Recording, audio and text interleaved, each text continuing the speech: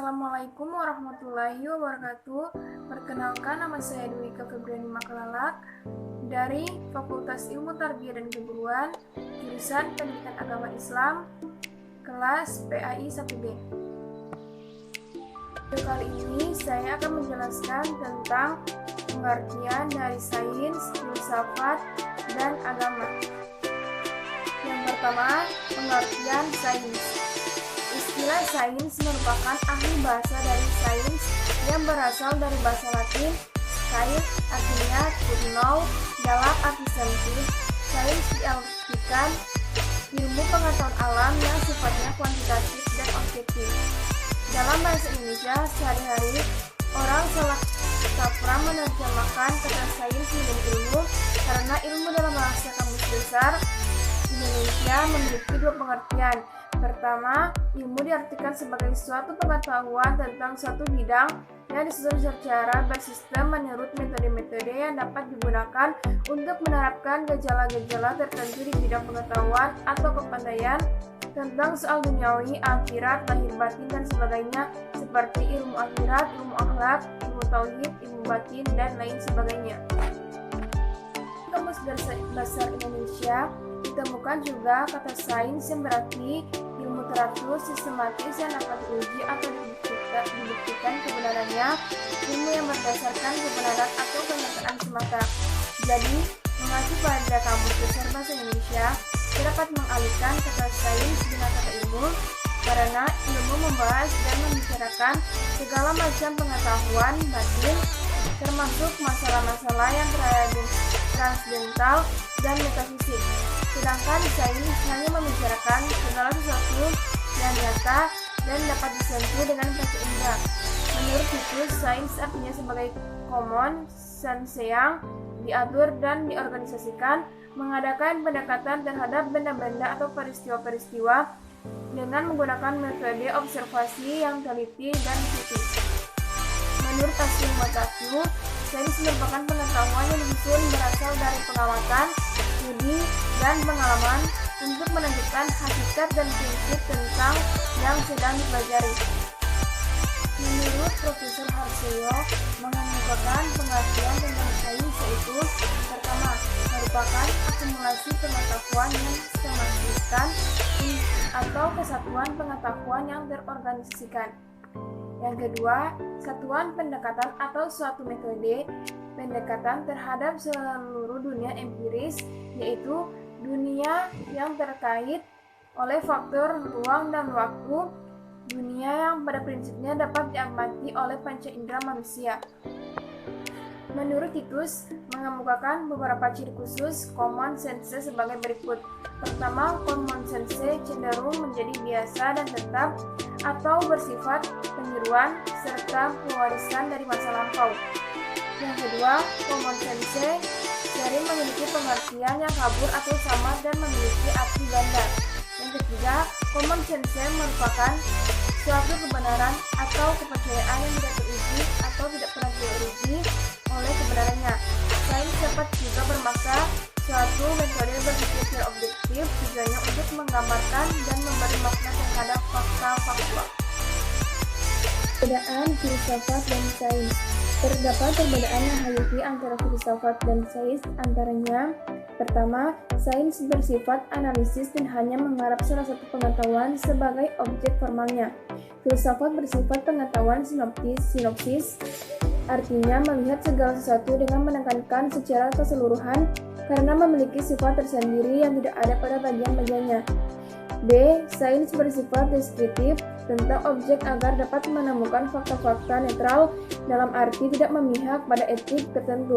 Si filsafat tidak hanya menggambarkan sesuatu melainkan membantu manusia untuk mengambil keputusan-keputusan tentang tujuan, nilai-nilai, dan tentang apa yang harus diperbuat manusia.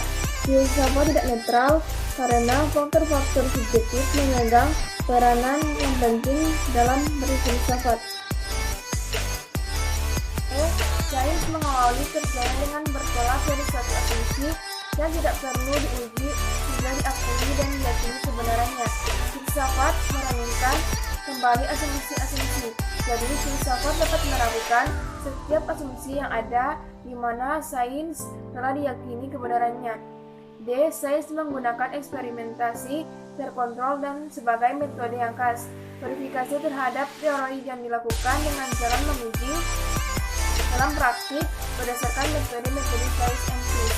Selain menghasilkan suatu konsep atau teori, filsafat dapat juga menggunakan hasil sains dilakukan dengan menggunakan akal dan pikiran yang didasarkan pada semua pengalaman insani, sehingga dengan demikian filsafat dapat menolak yang tidak dicarikan penyelesaian oleh sains. Hume pribadi mengemukakan perbedaan antara filsafat dengan sains, yaitu jelaslah bahwa perbedaan antara filsafat dan ilmu pengetahuan sains bertolak dari dunia fakta bersifat ontis, sedangkan filsafat bertolak dari dunia nilai, artinya selalu menghubungkan masalah dengan makna keseluruhan hidup bersifat deontis, walaupun kedua bidang aktivitasnya manusia itu sifatnya kognitif. Jadi, sains berhubungan dan mempersoalkan fakta-fakta yang faktual yang diperoleh dengan mengadakan eksperimen, observasi, dan verifikasi hanya berhubungan dengan sebagian dari aspek kehidupan atau kehidupan dunia ini. Sedangkan filsafat mencoba berhubungan dengan keseluruhan pengalaman untuk memperoleh suatu pandangan yang lebih komprehensif dan bermakna tentang sesuatu. Kedua yaitu filsafat dan agama. Pengertian manusia. Istilah agama memiliki pengertian yang sama dengan istilah religion dalam bahasa Inggris sebagai mengemukakan bahwa agama dalam arti luas merupakan suatu penerimaan terhadap aturan-aturan dari suatu kekuatan yang lebih tinggi dengan jalan melakukan hubungan yang harmonis dengan realitas yang lebih agung dari dirinya yang memerintahkan untuk mengadakan kebaktian, pengabdian, pelayanan yang setia. Randall dan Buchler mengemukakan bahwa ada dua bentuk agama, yaitu pertama, agama diidentifikasikan dengan kepercayaan terhadap supranatural. Kedua, agama diidentifikasikan dengan kepercayaan atau keyakinan. Keyakinan agama mencerminkan keyakinan atau kepercayaan yang berlangsung di luar apa yang telah kita alami pada masa silam atau yang akan kita alami pada masa yang akan datang. Ini halnya sains dan filsafat. Agama tidak hanya untuk agama, melainkan diterapkan dalam kehidupan dengan segala aspeknya. Pengetahuan dan kebenaran agama yang berdasarkan kepercayaan dan nilai-nilai kehidupan dapat dijadikan sumber dalam menentukan tujuan dan pandangan hidup manusia, serta sampai pada perilaku manusia itu sendiri. Pengalaman agama bukanlah suatu pengalaman yang bersifat teoritis, melainkan merupakan penghayatan yang mendalam tentang manusia dengan Tuhannya, serta pengalaman dengan yang telah digariskan oleh dalam agama tersebut. Manfaat agama bagi manusia. Menurut Martin, agama merupakan obat dari kesulitan dan kekhawatiran yang dihadapi manusia, kekurang-kurangnya manusia dan dari kesulitan. Agama merupakan pemetaan pengharapan manusia dalam dunia yang besar karena ada jalan hidup yang benar-benar diperlukan. Menurut Gallup, agama wahyu akan memiliki kesempurnaan yang mutlak karena nilai agamaan yang terkandung dalamnya berasal dari roh.